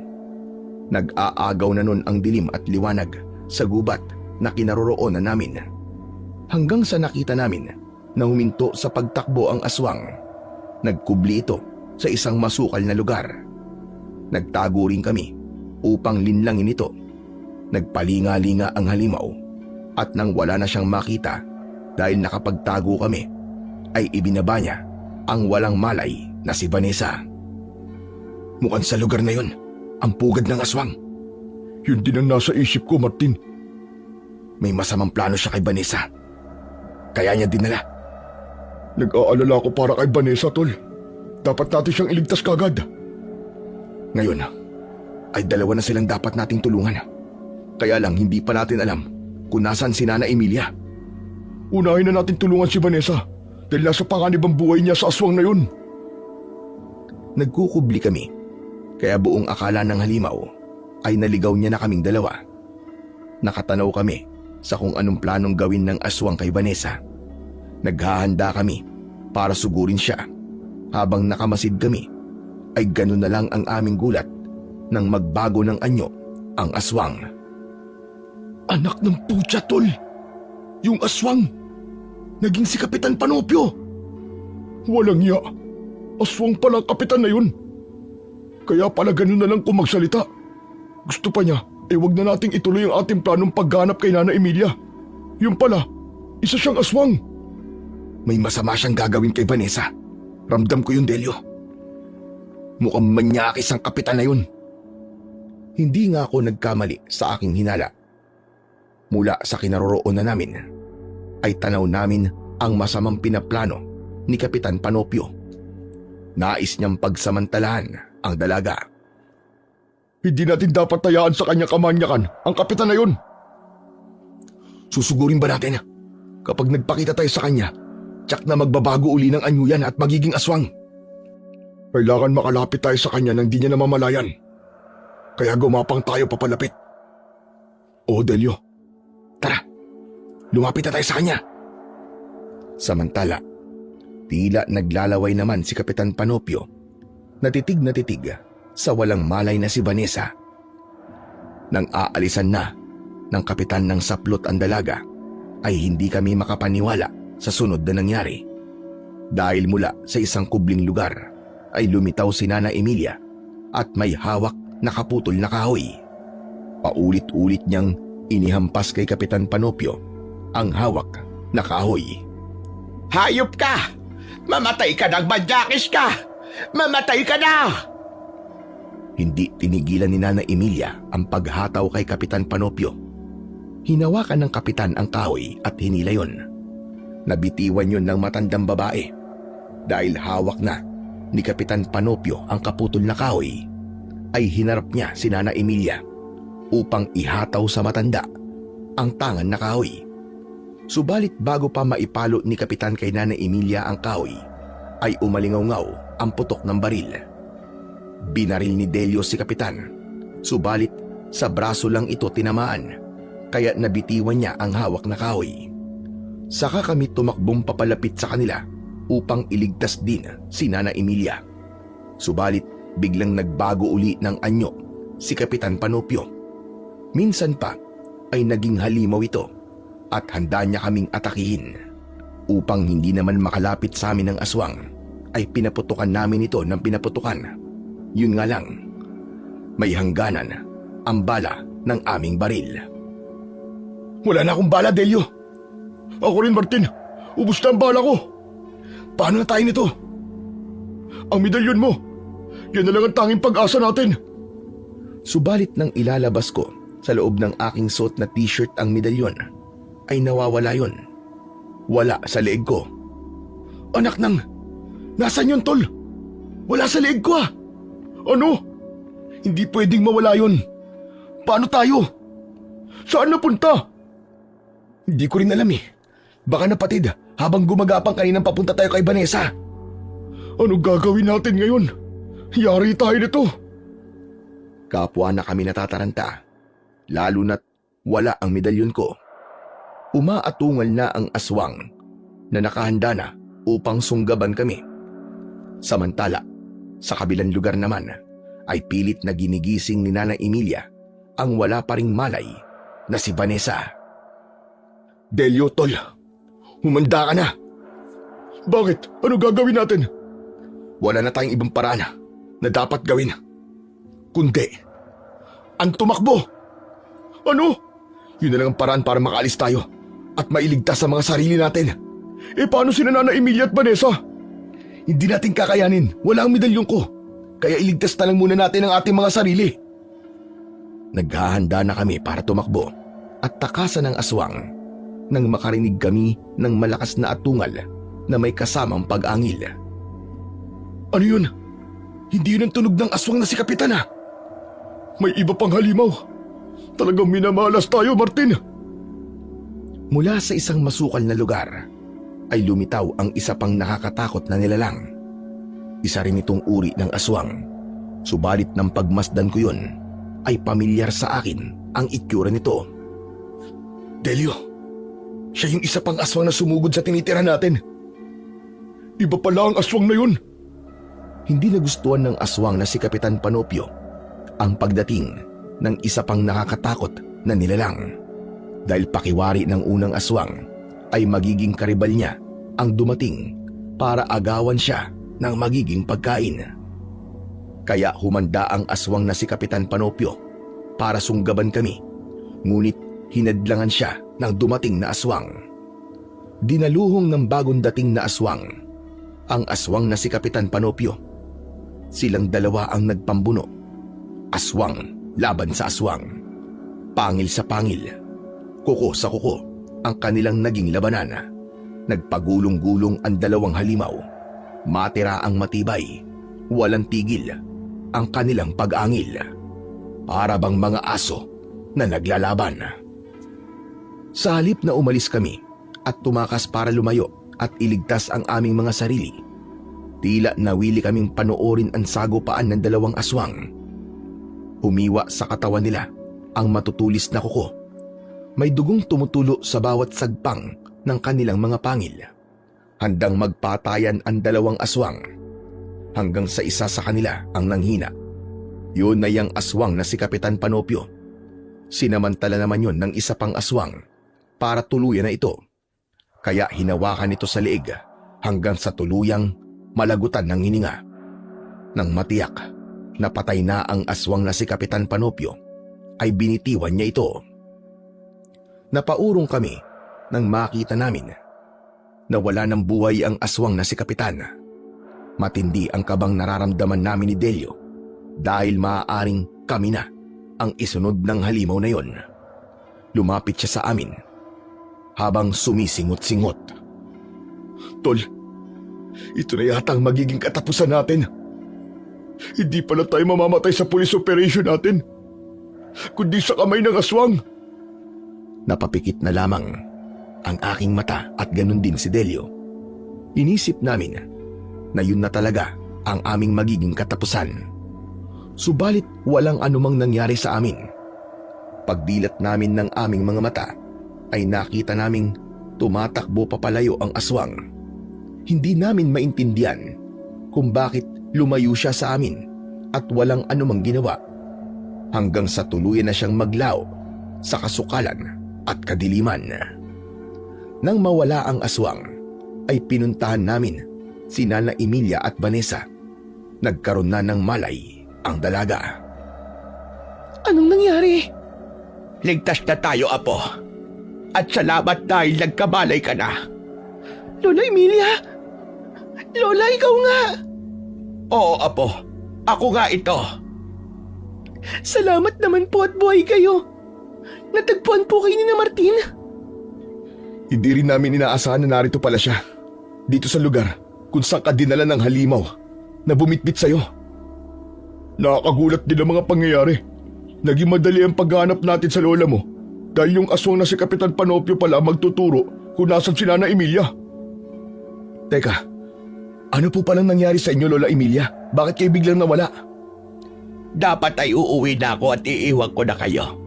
Kaya lamang ay hindi ko makita ang daan. Paulit-ulit ako naglakad. Kung saan-saan na ako nakarating hanggang sa mahilo ako at nawala ng malay. Kaya dito na muna ako nagpalipas ng gabi sa gubat. Buti na lang at walang mabangis na hayop na nakialam sa akin. Salamat sa Diyos at walang masamang nangyari sa inyo, Lola. Yung tungkol kay Kapitan Panopio, hindi ko rin sukat akalain na isa pala siyang aswag. Pero wala na siya dahil pinatay siya ng isa pang aswag. Yun nga po nakapagtataka eh. Isa din pong aswang ang pumatay kay Kapitan Panopio. Kaya magpasalamat tayo sa aswang na yun. Kaya lamang ang nakapagtataka ay bakit hindi niya tayo pinakailaman? Hindi man lang tayo sinaktan. Kaya nga yun din ang pinagtataka ko. Naisip ko baka dahil dito sa medalyon ko. Kaya lang nawawala nga pala yun. Teka nga pala, kailangan kong makita yun. Hindi dapat mawala yun dahil tuluyang malalagay sa panganib ang buhay natin kapag nawala yun. Hanapin natin, tsak makikita natin yun. Lalo na't gabi ngayon, maaaring magliwanag yun. Hinanap namin ang nawawala kong medalyon. Binalikan namin ang lugar kung saan kami nagtago at gumapang. Ginalugad namin ang bawat lugar sa gubat na dinaanan namin. Hanggang sa may napansin ang kaibigan ko na si Delio. Tol! Ayun o! Tignan mo sa banda ron! Parang may kumikislap! Baka ang medalyon mo na yun, Tol! Tara, punta natin! Saan? Ayun o! Oo nga no. Yun na siguro ang medalyon ko. Tara, punta natin! Tara! Nagmamadali kaming pinuntan ang kumikislap. Yun na nga ang nagwawala kong medalyon. Naputol ang tali nito kaya natanggal pala sa pagkakasabit sa leeg ko. Agad kong dinampot yun at pinagbuhol ang naputol na tali. Saka isinuot ko uli sa aking leeg. Nagpapatuloy pa rin ito sa pagkislap ng nakakasilaw na liwanag. Hindi nawawala ang pagliwanag ng medalyon ha. Ano kayang ibig sabihin nito? Ibig sabihin lang, Tol. Tulad na sabi mo dati, may nasasagap pa rin na masamang enerhiya dito sa gubat yan. Tama ka, Tol. Lalo na't may mga masasamang nilalang na naninirahan sa gubat na to. Dahil natagpuan na namin si Nana Emilia at ligtas na rin si Vanessa sa aswang na tumangay sa kanya. Kaya hindi na namin kailangan magtagal pa sa gubat na yon. Nagpasya na kaming lumabas doon. Kasama na namin ang maglola. Subalit, wala nang naging aberya sa paglalakad namin dahil madali naming natuntun ang tamang daan hanggang sa ganap na kaming makalabas ng kagubatan. Mag-uumaga na nang makabalik kami ng aming bahay. Inihatid na muna namin ang maglola sa tirahan nila para matiyak ang kanilang kaligtasan.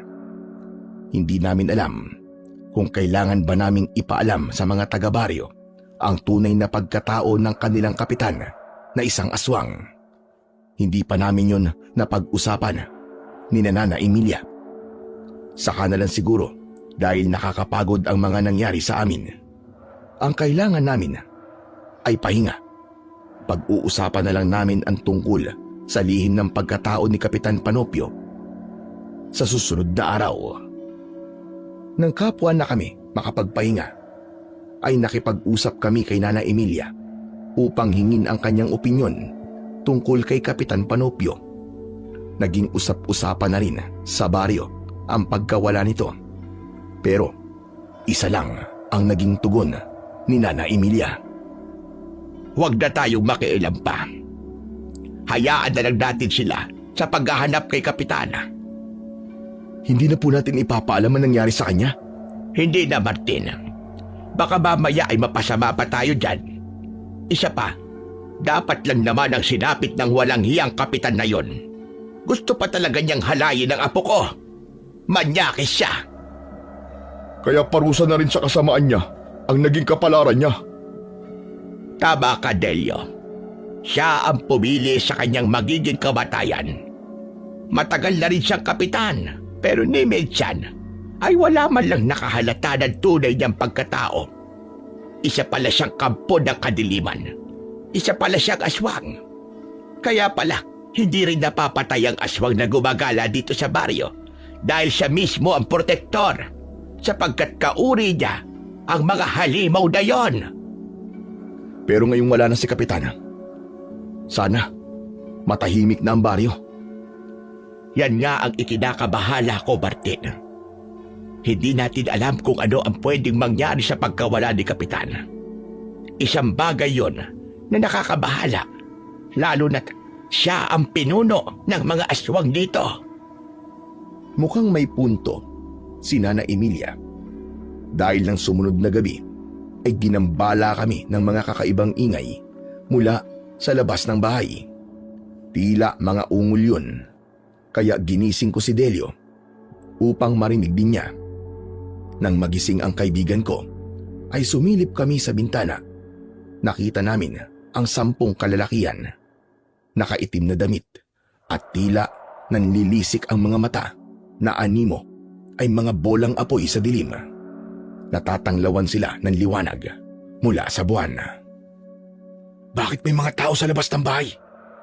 Sinong mga yan? Labasin natin para malaman natin. Lumabas kami, pero binitbit namin ang aming baril na puno ng bala. Tinanong namin ang mga ito. Subalit naramdaman ko na may kakaibang paggalaw ang suot kong medalyon. Hudyat yun ng kakaibang enerhiya na nasa paligid lang. Sino kayo? At anong kailangan niyo sa amin? Ipaghihiganti namin ang aming pinuno. Kayo ang dahilan ng kanyang kamatayan. Pinatay niyo ang pinuno namin si Kapitan Panopio. Kaya kamatayan din ang nararapat para sa inyo. Nababaliw ba kayo? Para sa kaalaman nyo, aswang ang pumatay kay Kapitan Panopio na isa ding masamang aswang. Wala akong pakialam. Kailangan niya ng katarungan at ibibigay namin yun sa kanya. Napaurong kami nang halos magkakasabay na nagbago ang anyo ng mga lalaki. Naging aswang ang mga ito. May mga kampon nga pala si Kapitan Panopio na nagtatago lamang sa baryo. Isa-isa naming pinaputukan ang mga aswang na ibig umatake sa amin para ipaghiganti ang kanilang pinuno. Sa bawat tama ng aming hawak na baril ay tila hindi nila yon iniinda. Nagpatuloy lang sila sa kanilang pag-atake. Nanghihina lang ang bawat tamaan ng baril. Subalit, nagagawa pa rin itong makalapit sa amin na handa kaming sakmalin. Ang medalyon, Martin! Ilabas mo na! Agad kong inilabas yun at iniharap sa mga aswang. Naglabas ng malakas na liwanag ang medalyon. Nasilaw ang mga aswang, subalit nanatiling buhay pa rin ang mga ito. Maya-maya pa ay may narinig kaming malakas na atungal na may kasamang pag-angil. Dumating doon ang isang malaking aswang na nakaengkwentro ni Kapitan Panopio sa gubat. Nandito na naman siya, Delio. Tama ka. Siya ang kumakalaban sa mga lalaking naging aswang. Kitang-kita namin ang ginawa ng dumating na aswang. Isa-isa niyang sinunggaban ang mga naunang aswang na ibig pumatay sa amin para magiganti. Mas malakas ang aswang na kararating lang. Walang binatbat ang mga maliliit na aswang na dumaluhong sa amin. Hanggang sa isa-isang bumulagta ang mga ito, iniligtas kami ng dumating na halimaw. Nang maubos ang mga aswang na kampon ni Kapitan Panopio, ay lumapit sa amin ang dumating na halimaw na lumipol sa mga ito. Nakatingin sa amin na tila may ibig ipahiwatig ang mga tingin. Subalit wala itong ginagawang anuman. Bigla itong umatungal kaya pareho kaming nagulat at napaupo. Tinutukan namin ng baril, subalit tinabig nito ang hawak naming baril, kaya tumilapon yun. Napaurong kami ni Delio habang lumalapit ito sa amin. Iniumang ng aswang ang kanyang kamay na tila ibig abutin si Delio. Natakot ako para sa kaibigan ko. Wala na ang baril na maaari kong gamitin, kaya pumasok sa isip ko ay ang suot kong medalyon. Agad kong inalis yun sa aking leg at ang plano ko ay isuot yun sa aswang. Subalit sa laki ng ulo ng aswang ay hindi ko kagad yun maisusuot, kaya nagawa ko itong isabit sa isang sungay ng aswang.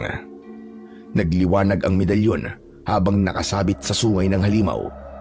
Nagwawala ito na tila nahihirapan at pilit inaabot ang medalyon, subalit hindi niya mahawakan dahil hindi nito makita sa pagkakasabit sa kanyang sungay. Nagpatuloy sa pagliwanag ang medalyon hanggang ang liwanag nito ay naging maputing usok. Ang usok ay bumalot sa kabuuan ng aswang. Tumigil sa pagwawala ang halimaw at bumagsak at nawala ng malay hanggang sa unti-unting nawala ang puting usok at ganap na itong maglaho. At biglang tumambad sa aming harapan ang isang matandang lalaki. Nanlaki ang mga mata ni Delio dahil pamilyar ito sa kanya.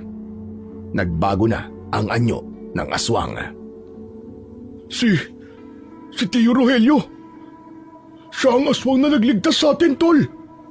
Ano? Siya ang tiyong mo? Oo, Martin. Hindi namatay si Tio Rogelio. Ayan siya. Nilapitan ni Delio ang kanyang tiyuin. Unti-unti ay nagkaroon ito ng malay. Nakatitig sa kanya at kinikilala siya nito. Delio. Pamangkin ko. Opo, Chong. Ako nga po ito. Salamat. Maraming salamat sa iyo. Ikaw pala magiging susi para makabalik ako sa dati kong anyo. Salamat at nagpunta ka rito. Sa aking probinsya. Salamat, Chong. At buhay kayo. Pagkatapos ng mga pangyayaring yon, ay ikinuwento sa amin ni Mang Rogelio ang tunay na nangyari. Ang kulto na kanyang sinalian ang dahilan ng kanyang pagiging aswang. Ginawa siyang aswang ng mga ito nang kontrahin niya ang mga patakaran at hindi sundin ang nais ipagawa. Nang mabuwag ito at tuluyan ng umalis sa gubat, ay naiwan siya bilang isang aswang. Subalit hindi gaya ng aswang na kumakain ng tao, kundi mga prutas lamang sa gubat ang kanyang kinakain. Kaya naging kakaibang aswang siya.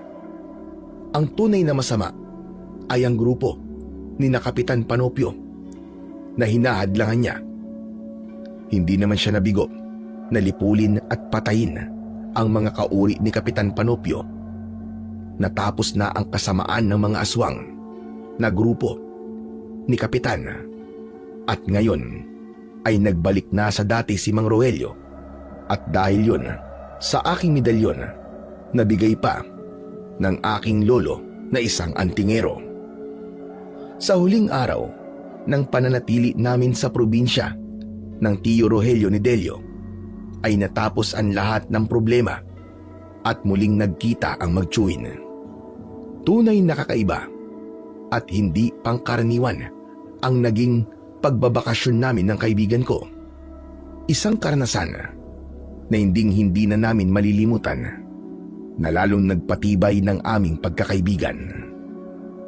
Pabalik na kami ng Maynila sakay ng barko pero hindi pa rin kami makapaniwala sa mga nangyari sa amin. Ang hangaring gumawa ng mabuti at makatulong sa kapwa ay laging may magandang ibinubunga.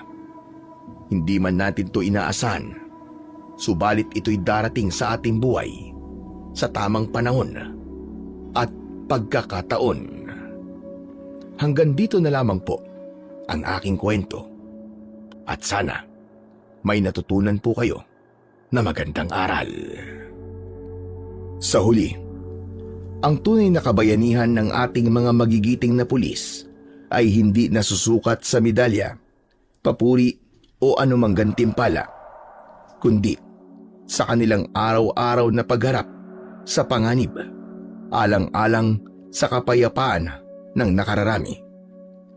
Sa bawat sigaw ng saklolo, sa bawat panganib na kanilang hinaharap, at sa bawat gabing sila'y napupuyat upang bantayan ang ating mga pamayanan, malinaw na ang kanilang serbisyo ay higit pa sa trabaho. Ito ay isang panata, isang misyong iniaalay para sa kapakanan ng bayan.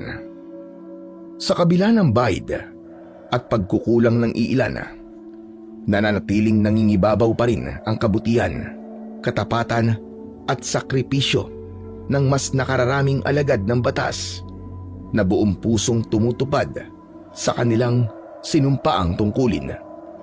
Tulad na lamang ni Delio at Martin, pinatunayan nila na ang tunay na lakas ay hindi lamang nasusukat sa tapang sa laban, kundi sa lalim ng kanilang paninindigan, sa tibay ng kanilang samahan at sa kanilang malasakit sa kapwa sa gitna ng anumang pagsubok.